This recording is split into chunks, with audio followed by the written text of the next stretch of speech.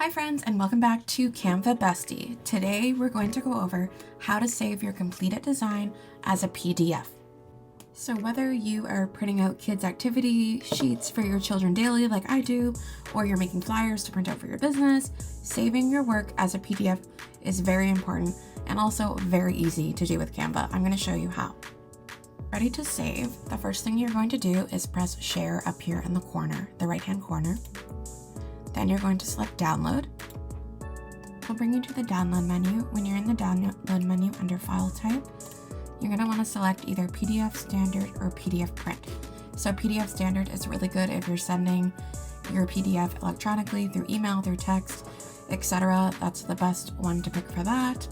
If you're printing right away or you're sending to another printer, PDF print is what you want to use. So for me, I'm going to use PDF print because I'm printing it from home.